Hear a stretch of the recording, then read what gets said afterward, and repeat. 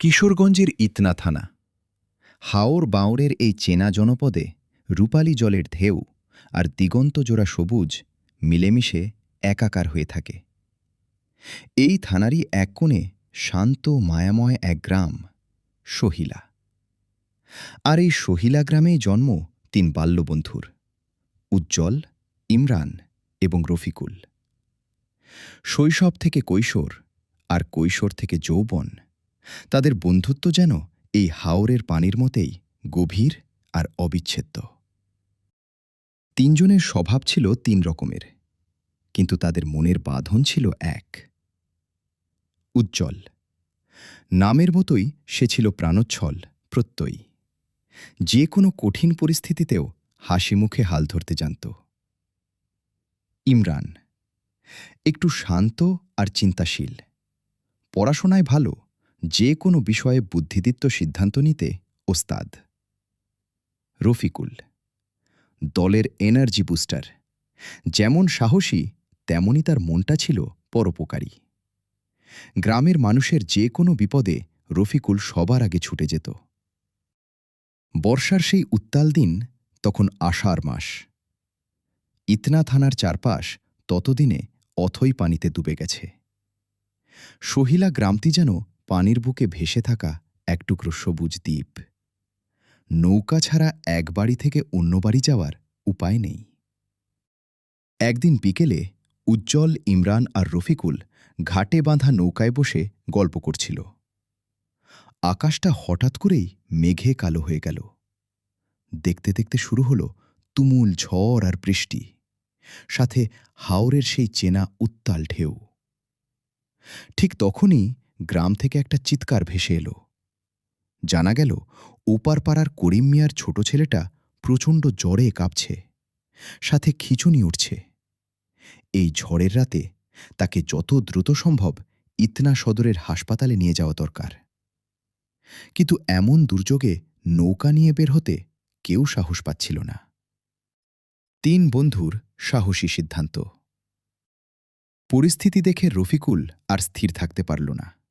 সে বলল, উজ্জ্বল, ইমরান, আমরা যদি এখন বসে থাকি ছেলেটা বাঁচবে না। আমাদের কিছু করতে হবে। ইমরান ঝড়ের গতি আর ঢেউয়ের গভীরতা মেপে একটু ভাবল, তারপর বলল, ঝুঁকি আছে, কিন্তু আমরা তিনজনে মিলে যদি হাল ধরি তাহলে সম্ভব। উজ্জ্বল, তুই সামনে থাকবি দিক ঠিক করতে, রফিকুল আর আমি বৈঠা বাইব। উজ্জ্বল হাসল, তার চোখে তখন চেনা প্রত্যয়। সে বলল, ভয় কিসের? আমরা সহিলা গ্রামের ছেলে। হাওরের সাথে আমাদের লড়াই জন্মদিনের। হাওরের বুকে লড়াই। করিম মিয়া আর তার অসুস্থ ছেলেকে নৌকার ছইয়ের ভেতর তুলে নিয়ে তিন বন্ধু রওনা হল ইতনা সদরের উদ্দেশ্যে। চারদিকে ঘুটঘুটে অন্ধকার, কেবল বিদ্যুতের চমকানিতে মাঝে মাঝে পথ দেখা যাচ্ছিল। হাওরের বিশাল ঢেউ আছড়ে পড়ছিল তাদের ছোট নৌকার গায়ে। এক পর্যায়ে একটা বড় ঢেউয়ের ধাক্কায় নৌকাটি প্রায় ডুবে যাওয়ার উপক্রম হল। করিম মিয়া ভয়ে কেঁদে উঠলেন। ঠিক তখন উজ্জ্বলের জোরালো কণ্ঠ শোনা গেল, চাচা, ভয় পাবেন না, আল্লাহর ওপর ভরসা রাখেন। ইমরান, বামে চাপ। রফিকুল, শক্ত করে বৈঠা ধর। ইমরানের বুদ্ধিমত্তা আর রফিকুলের গায়ের শক্তি এক হয়ে গেল। তিন বন্ধুর সম্মিলিত প্রচেষ্টায় নৌকাটি সেই ভয়ঙ্কর ঢেউ কাটিয়ে আবার সোজা হয়ে চলল।